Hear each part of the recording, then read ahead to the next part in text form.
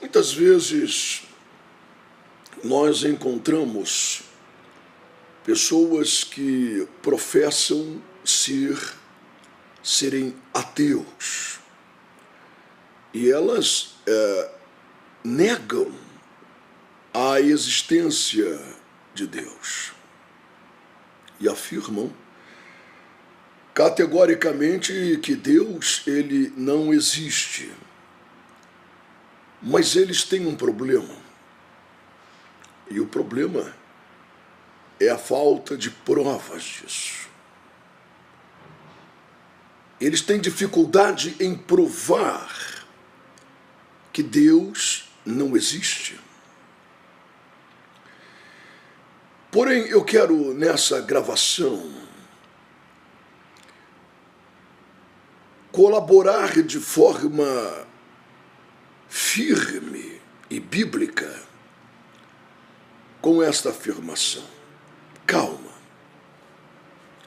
Não se afobe, não se desespere. Eu não estou louco. Mas eu quero dizer a todos os ateus que a dificuldade deles em provar a inexistência, o fato de que Deus não existe, essa dificuldade terminou porque eu vou ajudá-los agora. E você pode pensar, mas, missionário, pastor, o senhor ficou doido? O que aconteceu? O senhor perdeu o juízo? Como é que o senhor pode afirmar publicamente numa gravação que vai provar que Deus não existe? Mas é simples. Não há dificuldade alguma e eu quero que você acompanhe o meu raciocínio. E você será convencido, será convencida de que realmente Deus ele não existe.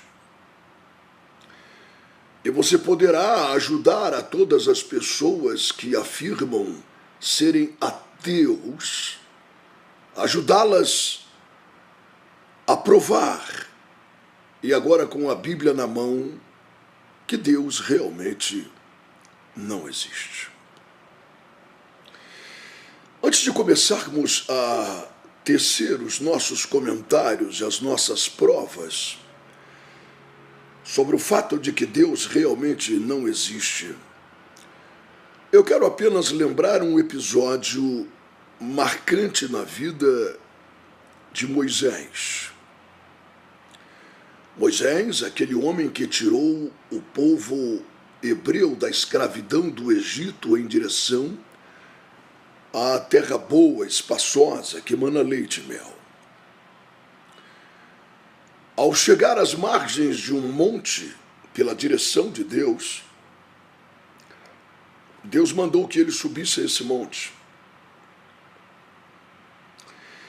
E Deus ali deu a ele ordens, estatutos e transferiu a ele a sua personalidade, a sua maneira de agir, o que ele queria e o que ele não queria. Moisés teve uma certa dificuldade quando recebeu o chamado de Deus, que agora deseja ser conhecido pelo povo, que deseja que estas pessoas saibam de seu caráter, de sua maneira de agir, de sua personalidade, como ele é, de que maneira ele faz e de que maneira ele deseja. Moisés teve uma dificuldade de falar sobre esse Deus a todo aquele povo. Quando ele recebe esse chamado em cima daquele mesmo monte, onde agora Deus deseja se fazer conhecer, deseja se mostrar através daquelas leis e dizer: eu sou assim, é dessa forma que eu quero, é dessa maneira que eu vou agir. Vocês não me conhecem, mas passarão a me conhecer a partir de agora. Eu quero me deixar conhecer, eu quero estar no meio de vós. Ele chega a ordenar que Moisés faça uma tenda, um tabernáculo e erga aquilo no meio do acampamento, porque embora o povo não pudesse ter acesso à sua glória por causa de suas iniquidades e de seus pecados, Deus queria mostrar o seu desejo de estar entre eles e de ser conhecido por eles. Mas quando Moisés sobe no Monte Sinai, ou Monte Horebe, se você quiser, ele pergunta a este ser, que chama a sua atenção por uma sarça que ardia e não se consumia, e ele sobe até lá para ver. E então Moisés pergunta a ele: esse povo não vai crer em mim, Senhor? Eles não acreditarão que o Senhor me enviou? O que eu direi a eles? Qual o teu nome? Qual o teu nome para que eu diga, fulano me enviou? Sabe, eu quero que você preste atenção em um detalhe aqui. O nome, na palavra de Deus, está diretamente ligada ao caráter, ao agir, à personalidade de alguém. Isso é uma coisa tão séria, tão importante, que você observa que Jesus mudou o nome de muitos de seus discípulos. Saulo de Tarso tornou-se Paulo. Simão Barjonas tornou-se Pedro, uma rocha. E enfim, nós vemos Deus mudando o nome de Jacó. Jacó significa o que vence pelos seus próprios métodos, pelos seus próprios recursos, pela sua própria inteligência e perspicácia. Mas Deus, no Val de Jaboque, muda o nome de Jacó e diz: tu não te chamarás mais Jacó, mas Israel será o teu nome, que significa aquele que é vencedor, pelos métodos de Deus, pelo intermédio, pela ação, pela atuação do próprio Deus. Teu nome será Israel. E ele foi marcado. Não se trata meramente da mudança de um nome, mas do caráter dele. E isso foi demonstrado porque Jacó deixou de ser um enganador e foi até o seu irmão, deixou suas esposas e seus filhos para trás e os seus presentes e suas tentativas de iludir e de enganar seu irmão, e foi lá e se prostrou e se ajoelhou e pediu a ele perdão por tudo quanto havia feito. E seu irmão o perdoou, Deus quebrantou o coração dele. Israel agora era um novo homem, marcado. Essa marca, ela trazia uma correspondência física, porque ele passou a caminhar manquejando de uma perna. Ele foi tocado na juntura da coxa. Deus estava mostrando que aquele homem andaria diferente agora de todos os demais, porque todos os demais caminham apenas usando os seus próprios recursos e métodos para se dar bem na vida. Mas Jacó não, porque Jacó lutou com Deus e foi marcado por ele, e o seu nome foi alterado, foi mudado. Veja, meu amado irmão e minha amada irmã, que o próprio nome de Jesus, isso está em Apocalipse, Jesus, Yoshua ou Josué, significa o Salvador. Mas em Apocalipse está registrado que ele terá um novo nome. E esse novo nome corresponderá, evidentemente, ao seu reinado e ao que ele significa a partir de então. Nós, todos aqueles que forem salvos, eles receberão uma pedrinha branca com um novo nome escrito que ninguém sabe, a não ser aquele que receberá. Então nós observamos que essa questão do nome está diretamente ligada à personalidade, ao caráter, ao modus operandi, ou seja, a maneira de agir de alguém. E Moisés então pergunta: qual o teu nome? Quem é o Senhor? Qual o teu nome? Para que eu vá ao povo de Israel e diga a eles: foi ele que me enviou a vós. Essa questão do nome é tão séria que em uma de suas ordenanças, quando Deus ali mesmo naquele monte transfere a Moisés o seu caráter, sua personalidade, seus desejos, sua maneira de agir e a forma que o povo deveria se comportar diante dele, se quisessem estar em sua presença, se quisessem conhecê-lo, ele disse: não tomarás o nome do teu Deus em vão. E isso era uma coisa tão forte, tão séria, que os escribas, ao irem escrever o nome de Deus, YHWH, eles eles colocavam a palavra Adonai, porque eles tinham temor, eles tinham medo de usar esse nome em vão e sofrerem as consequências disso. De forma que a maneira de falar esse nome, de pronunciar esse nome sem vogais, ela se perdeu com o passar do tempo e enxertaram as vogais da palavra Adonai e tornou-se Yahvé. Havia grande temor de usar o nome de Deus em vão.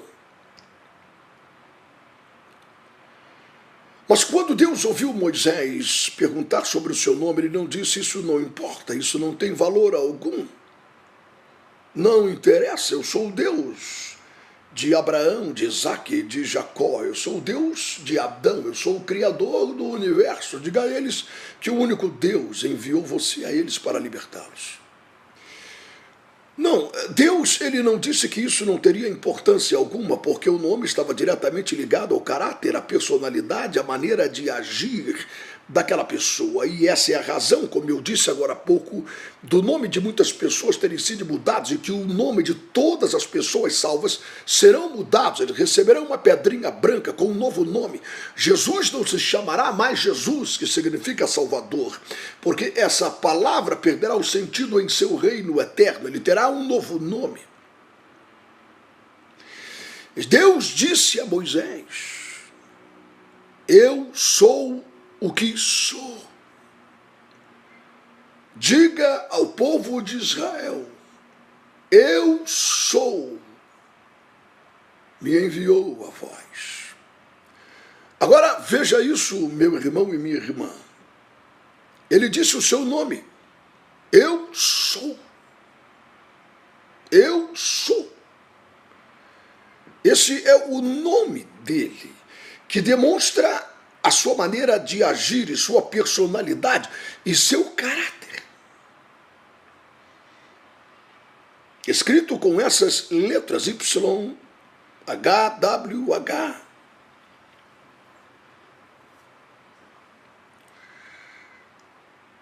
E qual a importância disso, missionário? O senhor disse que ia provar que Deus não existe e está falando sobre ele como se ele existisse. Agora eu quero que você preste atenção. Vou provar que Deus não existe. Por quê? O que é existir, segundo os nossos conceitos e as nossas ideias e as nossas concepções? O que você entende por existir? Esse copo que está aqui ao meu lado com água existe, essa água existe. Esse sofá que eu estou sentado existe, essa parede existe. Aqueles prédios ali fora que eu estou vendo, eles existem. Essa televisão que está aqui à minha frente existe. Esse chinelo que está ali no chão, ele existe. Essa camisa que eu estou vestindo existe. Eu existo. Eu existo. Você que está me vendo agora, você existe. Talvez você esteja me vendo em seu local de trabalho, a sua escrivaninha existe, o seu local de trabalho existe, você existe. Sua esposa, seu marido existe, seus filhos existem, seu cachorrinho existe. E por que nós podemos dizer que eles existem? Qual a nossa concepção sobre existência? Existir é aquilo que nós podemos tocar, aquilo que existe foi criado pelas mãos de alguém. Esse tecido foi criado pelas mãos de alguém. E ele tem um princípio e ele tem um fim. Ele teve o início de sua concepção, de sua confecção. Ele terá um fim um dia, ele vai envelhecer de tanto lavar. Eu terei um fim, o meu corpo é corruptível, ele vai envelhecer. E eu vou morrer. Eu tive um princípio e eu tive um fim e eu vou morrer. E você também vai morrer. E o seu filho, e o seu neto, e o seu pai, e sua mulher, e os seus colegas de trabalho, eles existem. Você pode tocar neles. Eles tiveram um princípio, eles terão um fim. Essa é a nossa concepção daquilo que existe. Essa televisão existe. Alguém fez ela. Alguém fabricou os seus componentes. E os componentes foram fabricados por alguém. e ela existe, mas ela tem um princípio e ela tem um fim, porque ela vai estragar, eu vou levar para consertar, mas ela vai estragar. E ela terá um fim. Agora mesmo eu estou com um problema com o meu computador, meu notebook, que é um instrumento importantíssimo de trabalho para mim, para os meus vídeos e todas as coisas que eu faço em relação à obra de Deus, tudo está ali registrado e salvo e todas as coisas, programação de rádio e tudo, enfim. Mas ele está no conserto, estão dizendo que não tem jeito, dizendo que vão tentar trocar a placa-mãe e vão tentar fazer alguma coisa, mas ele vai ter um fim, mesmo que consiga se ajeitar e se contornar e trocar a placa-mãe e fazer alguma coisa, ele vai ter um fim. Ele existe, ele teve um nascimento, ele era novinho em folha e ele funcionava perfeitamente, mas ele agora já não está mais funcionando e mesmo que se conserte, um dia ele terá um fim, não haverá mais recurso. Eu tinha um iPhone 4 e eu descobri agora esta semana que a iOS já propositadamente fez no seu sistema que o iPhone 4 deixasse de ter valor. Ele não consegue mais baixar nenhuma espécie de aplicativo, e eles fizeram isso propositadamente, portanto ele se tornou sucata, ele morreu. Mas quando eu o comprei, ele era o top do top, ele era o celular dos celulares, e hoje é lixo, ele deve ser descartado, porque a Apple propositadamente, em seu iOS novo agora, fez com que esse iPhone não fosse mais capaz de baixar nenhum aplicativo. Ele teve o início e ele teve o fim, ele existe. Eu posso tocar nele. Então a nossa concepção de existência está firmado nestas coisas. Portanto, eu digo sem medo de errar, que posso provar biblicamente que Deus ele não existe. Não, ele não existe, ele é a fonte da existência. Porque ele não tem um princípio e ele não tem um fim, e tudo o que existe, segundo nossas concepções, tem um princípio e tem um fim, mas ele é o princípio e o fim. Você lembra do que eu disse que ele afirmou a Moisés sobre seu nome? Moisés, eu sou. Diga, eu sou, me enviou a voz. Essa é a minha pessoa, esse é meu caráter, cujo nome quer transmitir a você quem eu realmente sou. Eu sou. O grande eu sou. O que sou. Então ele não tem um princípio, ele não tem um fim, ele é o alfa, ele é o ômega, ele é o princípio, ele é o fim. Eu e você temos vida, o nosso computador tem vida útil, nossa televisão tem vida útil, mas ele não tem vida, ele, Deus, não tem vida, portanto ele não existe segundo nossas concepções, ele não tem um princípio, ele não tem um fim, ele é o alfa, ele é o ômega, ele é a vida, ele não tem a vida, ele é a própria vida.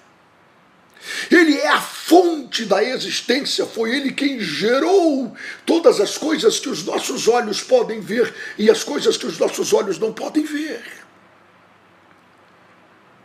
Quando você está perdido, perdida, sem uma direção, sem um rumo, e você tenta tantos caminhos para preencher o teu vazio, e você tenta uma religião e não dá certo, você continua com uma vida sem sentido e mergulhado em depressão, e você tenta outra religião, você tenta vários caminhos, e você tenta a medicina, e você tenta remédios tarja preta, mas aquilo não sai de dentro de você. Você está procurando um caminho, e você então pergunta a Jesus, o Senhor tem uma direção para mim? O Senhor tem uma bússola? O Senhor pode me mostrar um mapa para me dar uma direção? Eu preciso de um caminho. Não, ele não tem um caminho, ele é o caminho, mergulhe nele.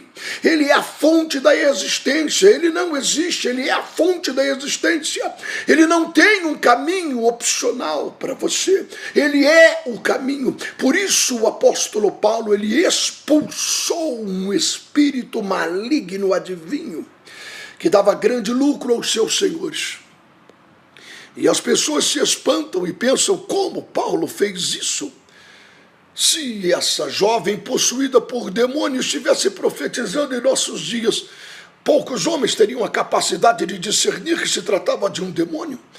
Pois aquela menina disse: ouçam esses homens, porque esses homens são homens de Deus, e eles anunciam a vocês um caminho de salvação. E Paulo disse: sai dele, espírito imundo, sai dessa menina.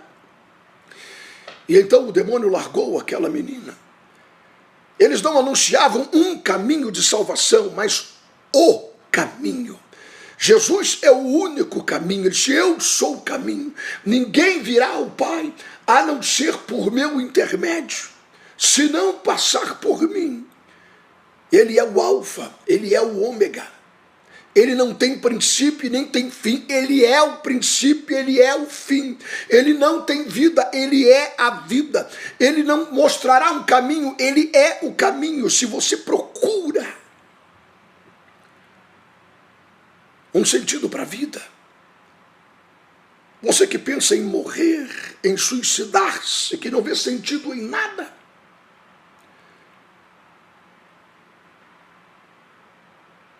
a sua vida, ela é sem graça, ela é sem sentido. E você procura vida, você procura razão para a vida. Sabe, como aquela mulher samaritana que Jesus encontrou no poço de Jacó. E conversou com ela. E disse a essa mulher: se tu soubesse quem está falando contigo, mulher. Ah, se tu soubesse quem fala contigo, mulher. Você está aflita, angustiada, você veio tirar água do poço 1h da tarde, para não encontrar ninguém, nenhuma outra mulher, nenhuma vizinha aqui nesse poço, porque elas vieram de manhã cedo, porque você é alvo de fofoca, de mexericos, falam mal de você, você se corrói por dentro. Sua vida está sem sentido, sem razão. Mas se tu soubesse quem fala contigo, mulher, tu me pediria, eu te daria água viva para beber. Tu nunca mais precisaria vir a esse poço para saciar a sua sede, porque a água que eu tenho para você beber se fará dentro de você água viva, fluirá de dentro de você, e você terá vida e vida em abundância. O diabo veio para matar e roubar e destruir, mas eu vim para que vocês tenham vida e a tenham em abundância. Onde está esta vida? Eu pergunto a você. Esta vida em abundância que ele promete. Eu vim trazer vida e vida em abundância. O diabo está por aí para matar, roubar e destruir. Mas eu vim para que vocês tenham vida. E não é qualquer espécie de vida. Não é só o coração bater e o pulso estar funcionando. Não, eu vim para que vocês tenham vida e a tenham em abundância. Que vida é essa? Ele próprio. Mergulhe nele. Ele é o melhor desta terra. Aquele que crê nele comerá o melhor dessa terra. Ele é o melhor dessa terra. Ele é a vida. Ele é a vida em abundância. Ele não tem vida, ele é a vida. Ele não tem princípio e nem fim. Ele é o princípio, ele é o fim, ele é o alfa, ele é o ômega. Ele não existe, ele é a fonte da existência. Os ateus estão certos. Deus não existe realmente, segundo as concepções que nós temos de existência. Ele é a fonte de toda a existência. Ele é o caminho. Ele é a vida. Ele é a verdade. Moisés, diga: eu sou, me enviou a voz. Eu sou o caminho, eu sou a verdade, eu sou a vida. Você está cansado de mentiras, de hipocrisias, de falsidade, de religiões vazias, de falsos irmãos, de falsos pastores, de falsos obreiros. Você está cansado, desiludido dessas coisas. E por causa destas pessoas falsas e mentirosas, você fica com raiva de Deus. Não, Deus não tem culpa disso. E você quer a verdade. Você está enojado, enojada de tanta mentira ao teu redor, mentira de pastores, mentira de líderes religiosos, mentira de falsos irmãos, mentira de falsos obreiros, hipocrisia, falsidade. E você vira para o céu e diga, me mostra a verdade. Uma vez eu orava e eu clamava a Deus, dizendo, Senhor, me mostre a verdade. E todos os dias eu clamava, me mostre a verdade, me mostre a verdade, me mostre a verdade, até que Deus, no impacto, trouxe a mim uma palavra e disse, eu sou a verdade. Eu sou a verdade. Mergulhe nele e você viverá em verdade. Mergulhe nele. Se batize nele. Se lance nele. A Bíblia diz, lance toda ansiedade tua sobre o Senhor, Ele cuidará de vós. Mergulhe nele. Você quer a verdade? Mergulhe nele. Se batize nele. Você quer a verdade? Mergulhe nele. Você quer conhecer um caminho? Você quer o caminho? Ele disse, vinde a mim todos vós, cansados, sobrecarregados, oprimidos, sem direção, sem rumo na vida, são como ovelhas sem pastor, estão por aí perdidas como cegas, sendo guiadas para o abismo. Você quer saber o caminho? O caminho é Jesus. Ele não vai te ajudar a encontrar uma denominação, uma igreja correta. Ele é o caminho, mergulhe nele. Vinde a mim. Ele disse, eu sou o caminho. Vinde a mim. Em mim vocês encontrarão paz. Em mim vocês encontrarão descanso. Em mim vocês encontrarão alívio para vossas almas. Porque meu jugo é suave e meu fardo é leve.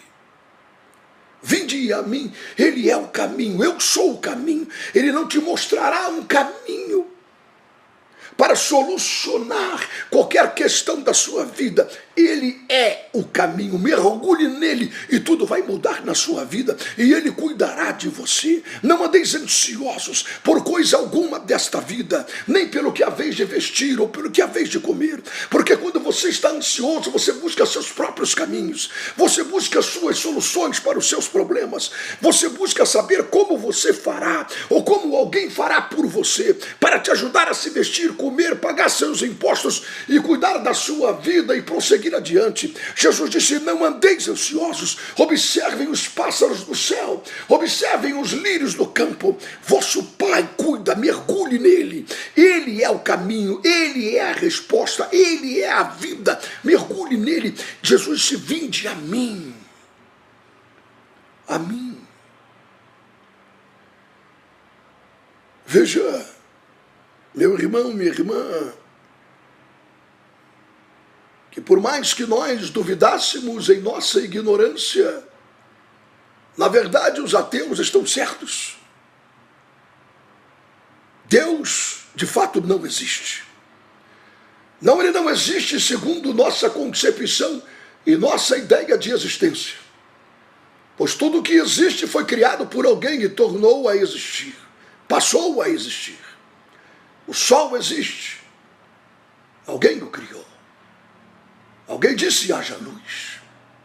A terra existe, era sem forma e vazia, e passou a ter sentido. E animais, e o homem, e a mulher.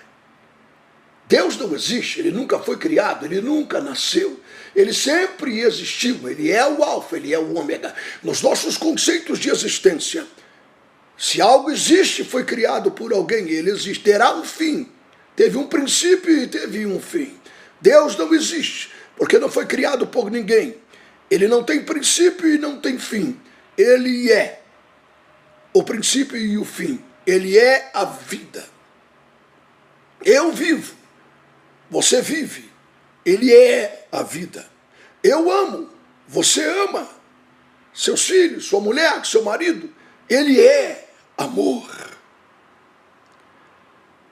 Eu procuro um caminho, você procura um caminho, ele é o caminho. Eu procuro a verdade, estou cansado da mentira, ele é a verdade.